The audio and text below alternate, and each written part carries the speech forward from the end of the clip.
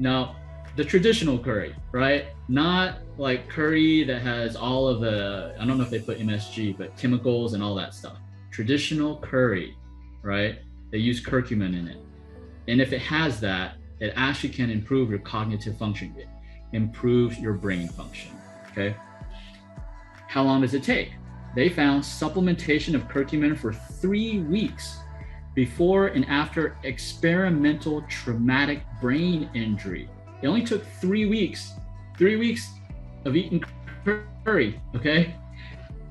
It was a lessening of the consequences of the injury of the synaptic plasticity markers in cognitive function tasks.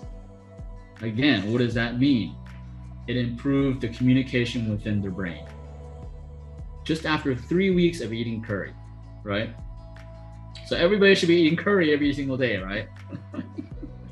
In the rat model, curcumin has been shown to assist recover from cerebral ischemia, which is lack of oxygen, brain injury, by preventing blood-brain barrier damage. Blood-brain barrier is super important. Not to go too detailed, but the blood-brain barrier is a strong barrier. It does not allow everything to go into your brain. If our brains did not have this strong barrier, we would like instantly die because of all the toxins that the rest of our body accumulates, right? So this blood-brain barrier is super important to prevent unnecessary harmful toxins, bacteria from entering into our brain, right? And so curry or curcumin can help you strengthen that blood-brain barrier. The next thing, dietary polyphenols, green tea. Yeah, we've all heard of green tea. We've all heard that green tea is so good. Green tea actually is good for the brain, okay? Green tea reduced cognitive deterioration in aging, right? A lower prevalence of dementia is found in Japan because green tea is consumed excessively in Japan, right? Long-term exposure to green tea has shown the potential to reverse some of the degenerative effects of aging in the hippocampus of rats. What is the hippocampus? The hippocampus in our brain controls learning and memory.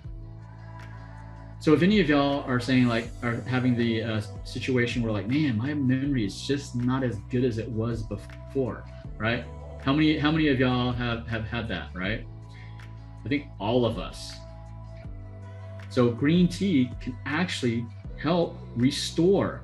It can reverse some of the degenerative effects of aging on the hippocampus. So it's learning and memory.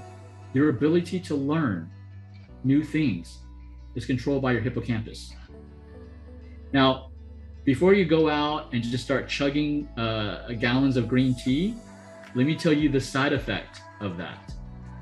There's a book called The Enzyme Factor. It was written by a gastroenterologist surgeon. He was Japanese, Dr. Shinya. And he researched green tea and he found it was true. Japanese people drink a ton of green tea. So yes, they have a low prevalence of dementia, but they also have a higher incidence of gastritis compared to Americans. Because here in the US, we don't drink as much green tea as much as in Japan. Okay, why is that? Because green tea has something called tannic acid, and tannic acid causes inflammation in the stomach, which causes gastritis. So a lot of Japanese people there's a higher prevalence of stomach cancer, just not a lot of dementia. So the point of me telling you that is, even though I'm sharing you all the good things that you can eat, you still have to do it in moderation.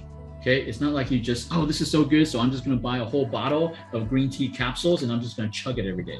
No, don't do that. Okay, and resveratrol, we've all heard of this, right? So these are found in berries, grapes, and red wine, right? So these protect your cells in the heart, brain, and kidney.